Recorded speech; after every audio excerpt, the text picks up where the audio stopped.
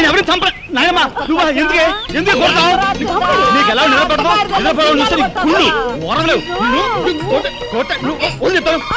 కూడా ఇలాగ నిద్రపోనకుండా కొట్టుకొని పైవం చేస్తుంటావు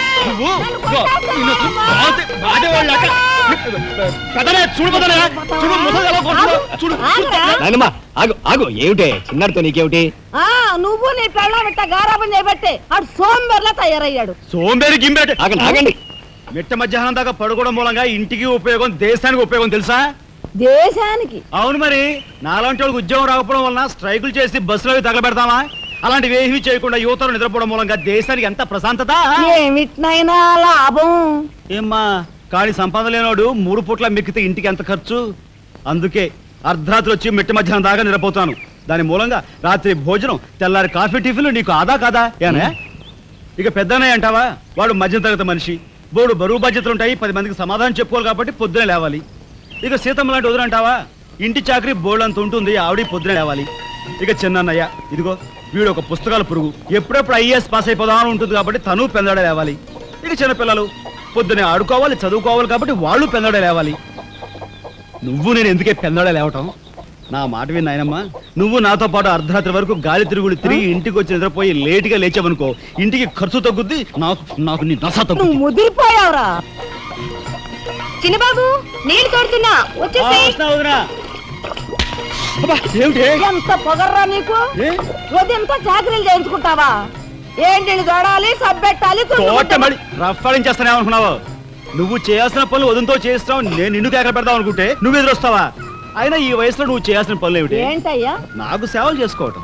ఏంటి? తాతయ్యకి ఎలాగో సేవలు చేయలేదు, నాకు సేవలు చేసుకో. దేవుడు మెచ్చి నీకు స్వర్గ దూరాలు తెలుస్తాడు. నిజమేనా ముసుదానా?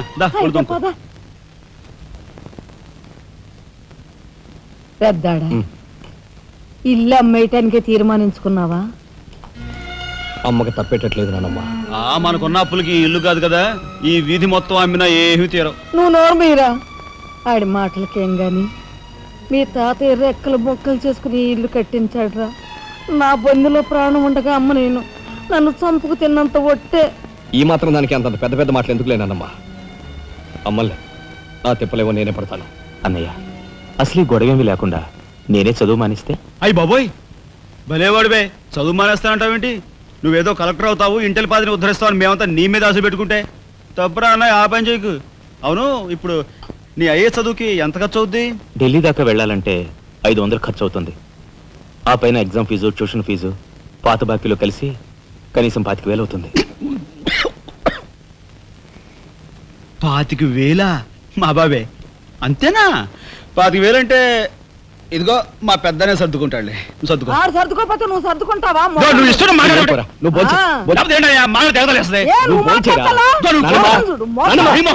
ముందు వాడు బోంచేది. రే రాఘవా, ఏ పరిస్థితుల్లో నీ చదువు ఆగిపోవడానికి వీలేదురా. ఎంత ఖర్చైనా సరే డబ్బు సంగతి నేను చూస్తాను, నువ్వు నీ ఏర్పాట్లో ఉండు. అదిగో వచ్చారు నీ గాడిద గ్యాంగు. పూసే గాడిద వచ్చి మేసే గాడిదని చెడగొట్టిందంట. మెయిటివ్ అయిందిగా, ఇక లేచండు. నాయనమ్మా, సాయంత్రం వచ్చేసరికి మునక్కాయ కూరలో ఉప్పు చేపేసి వండి పెట్టవా? మునక్కాయన్ని ఉప్పు చేప వండి పెడతా. కొంటిదానా? మీ తాత ఇట్టగా ఏడ్పిస్తూ తినేవాడురా. ఈడు అన్నీ ఆయన పోలికలే. వాడేదో నీ పోలికలతో పుట్టాడు కదా అని కాస్త గారాబం చేశాను అంతే. నెత్తి కూర్చున్నాడు. ఏ లోకల్లో ఉన్నావో ఏమో.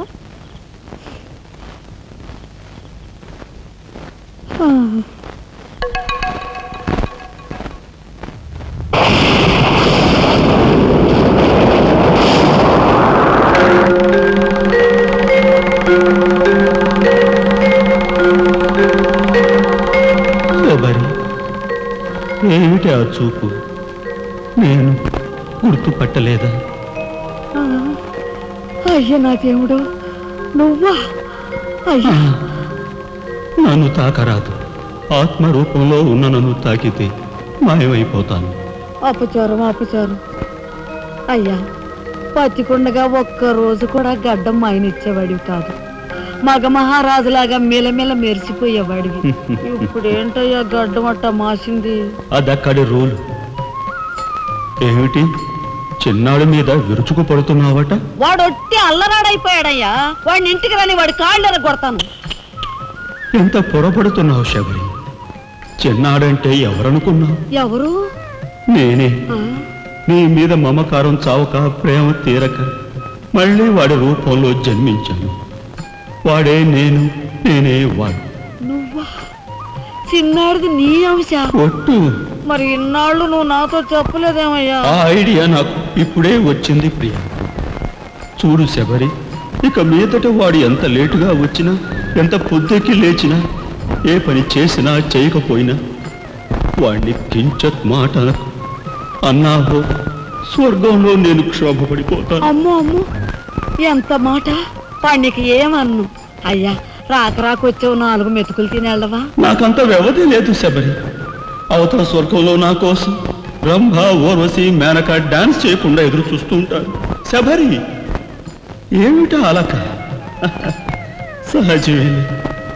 చూడు శబరి, నువ్వు నాకు పాదాభివందనం చేసుకుంటే నీకు స్వర్గం ప్రాప్తిస్తుంది. అక్కడ మనం కలిసి డాన్స్ ఆడదాం. నిజమా?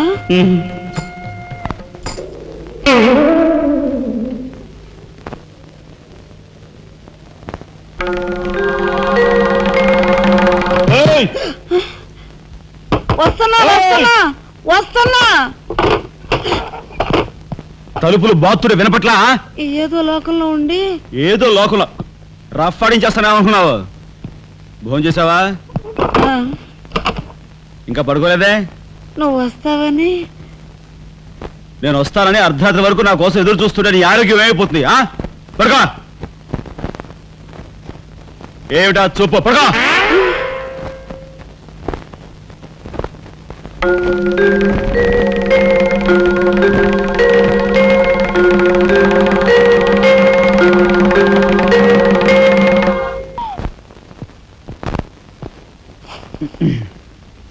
చిన్నాయ్, నువ్వు రేపే ఢిల్లీ వెళుతున్నావు. వారం తర్వాత ఆ 25,000 నీకు అన్నయ్య పంపిస్తాడు. ఇదిగో నీ ప్రయాణపు ఖర్చులు 500. ఏంటి అన్నయ్య ఏమన్నాడా? అన్నయ్య ఆజ్ఞ అనుకో, నా రిక్వెస్ట్ అనుకో. ఇస్తున్నాను, తీసుకో. ఈ డబ్బు నీకెక్కడిది? యక్ష ప్రశ్న వెయ్యొద్దు. ఇస్తున్నా, తీసుకో. అంతేగాని ఎక్కడి నుంచి వచ్చాయి, ఎలా వచ్చాయని డీటెయిల్స్ మాత్రం ఆ అడగ. డబ్బులు నీకు ఎక్కడైరా? చెప్పానా? యక్ష ప్రశ్న అడుగుతున్నది నేను. ఎక్కడదా ఈ డబ్బు నీకు? అన్నయ్య చిక్కు చిక్కు. అదే ఈ డబ్బు ఎక్కడదా నీకని అడుగుతున్నాను. చెప్పరా? అలా దబాయిస్తా ఉంటానే. నేను దొంగతనం చేసినట్టు, జోబులు కొట్టేసినట్టు. అయితే రౌడీ చేసి సంపాదించావా? నాన్న రౌడన్ గాను. అయితే అప్పు చేసావా? అది చేయికి ఇది చేయికి ఇంతలో నీకు ఇంత డబ్బు ఎలా వచ్చిందిరా? ఏమిట్రా పెద్దోడా దబాయింపు? వాడు ఏం చెప్తే అది నిజం. వాడు ఎవరనుకుంటున్నావు? సాక్షాత్తు అన్నయ్య, ఇప్పుడు వివరాలు ఏమీ అడగద్దు. అన్ని తర్వాత వివరంగా చెప్తాను. వివరంగా చెప్తాడు. వదినా, తప్పు. వదినా, వదినా. ఏం బాబు? ఇదిగో వదినా, అన్నయ్య కోరిక ప్రకారం నీకు పట్టు చీర, బంగారు నగలు. బంగారు నగలు? బంగారు నగలంటే బంగారు లాంటి గిల్ట్ నగలు. అయితే రాత్రి మేము మాట్లాడుకున్న మాటలు. అన్నయ్య, ఇప్పుడు వివరాలు అడగద్దు, అన్ని తర్వాత వివరంగా చెప్తాను అన్నానా? ఇప్పుడు వివరాలు ఏం అడగద్దు, తర్వాత అన్ని వివరంగా చెప్తాను అన్నాడా? ఆ వివరాలు నేను చెప్తాను. అమ్మని, ఇది ఇంటి దాకా వస్తుందని తెలిస్తే అక్కడే నరికి పాతేసేవాడిని. ఎవరమ్మా నువ్వు? సామాన్తో పాటు దిగిపోయా?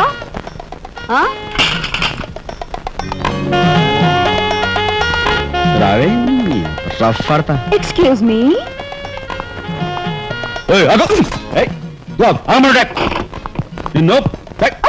ఏమిటి ఏమిటి దౌర్జన్యం? ఇంట్లో వచ్చింది కాకుండా గది గది వెతుకుతున్నావా? నా శీలం ఏ గదిలో భద్రంగా ఉంటుందో చూసుకుంటున్నాను. నీ శీలం ఆ కోట్ చేజులంత రఫ్ ఉందో, రఫ్ పాడించేస్తా. కొట్టుయా కొట్టు. నీతో రఫ్ ఆడించుకోవడానికి వచ్చాను. కొట్టు. లేదు రఫ్. బామ్మ, ఈ ఇంటికి పెద్ద దిక్కులో ఉన్నారు, పైగా ఆడవాళ్ళగా ఉన్నారు. ఈ ఆడదాని బాధను అర్థం చేసుకోండి. ఈ భారతదేశంలో ఒక ఆడదాని శీలానికి భద్రత లేదా? కనీసం శీలం అంటే నీ బొంద. ముందు నీ బొత్తాలు భద్రంగా పెట్టుకో. నా శీలం బామ్మగారు చూసారా? మీ ముందు ఇలా చూస్తున్నాడు. నాకంతా అర్థం అవుతూనే ఉందరా. నాకున్న అనుమానాలు నాకున్నాయి. కాదు, నోరు మూసుకుని పద. నా పంచి. ఎరా, ఏమిటి నువ్వు చేసేది? వాళ్ళ నలుగురిలోనూ అడిగితే తలా ఒక తన్ను తంతారేమోనని ఇక్కడికి తీసుకొచ్చా. ఆ అమ్మాయి ఎవరు? ఆ అమ్మాయికి నీకు సంబంధం ఏమిటి? నిజంగా ఎలాంటి సంబంధం లేదు. ఏం సంబంధం లేదా?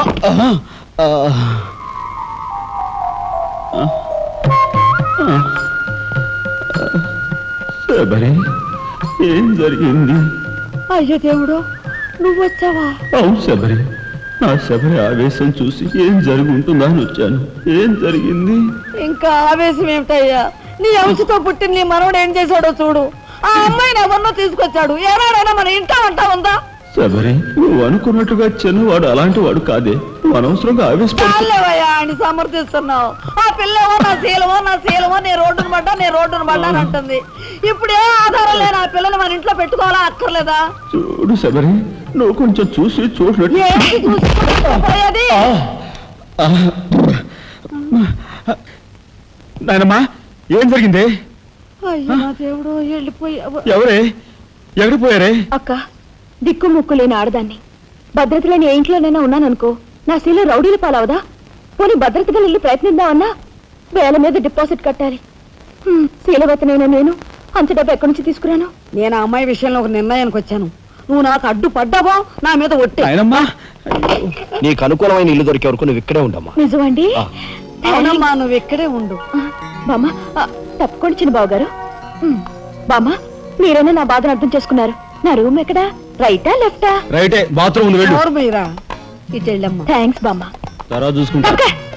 రఫ్ అర్త ఏమిట్రా వేలు చూపిస్తున్నా? ఒకవేళ కదే మొత్తం 5,000 చూపించి ఇక్కడే ఉండు అంటున్నాను.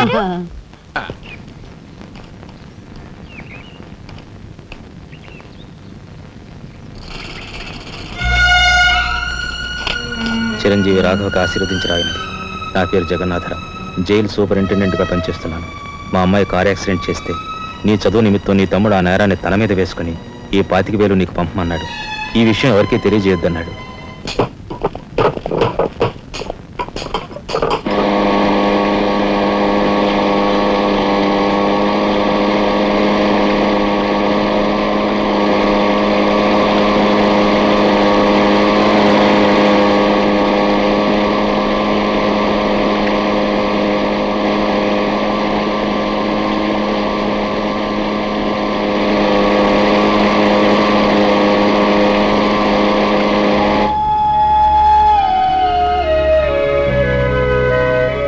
నాయనమ్మా, ఒరే చిన్నాడా, ఏమిట్రా ఇది? నేనేం చేయకుండా పని చేయలేదు నాయనమ్మా. అనుకోకుండా యాక్సిడెంట్ చేసి. అవును, చెయ్యని యాక్సిడెంట్ నీ నెత్తి మీద వేసుకుని ఆ పెద్దంటి పరువు కాపాడావు. చిన్నవాడిపైన మా అందరి బరువు నీ నెత్తి మీద వేసుకుని నీ జీవితాన్ని జైలు పాలు చేసుకున్నావు. నాయనమ్మా, ఇదంతా నీకెవరు చెప్పారు? నా మూలంగానే తెలిసింది. నభ్రియాత్ సత్యం అప్రియం అన్నారు, కానీ ప్రియమైన సత్యాన్ని చెప్పకూడదని వేదాల్లో కూడా లేదుగా గురుగారు. చిన్నడా,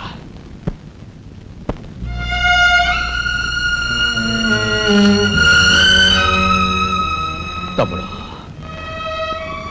అందరికంటే చిన్నవాడువైనా ఎంతగా ఎదిగిపోయావురా. ఎలా ఉన్నారమ్మా?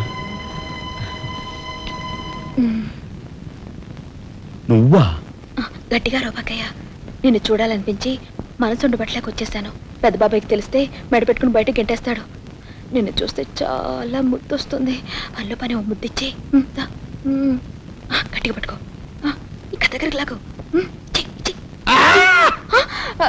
నేను కాదు, వాళ్ళ అక్కని. బాబు, ఆ అమ్మాయి ఎవరో కాదు బాబు, మా అమ్మాయి. వస్తాంరా చిన్నాడా, జాగ్రత్త. బాబు పోలీస్ అబ్బాయి, మా వాడిని కాస్త జాగ్రత్తగా చూసుకో. అలాగేనమ్మా. వస్తానురా. ఓకే, వస్తానండి. అలాగే వస్తాం బాబు. ఉంటా వదినా.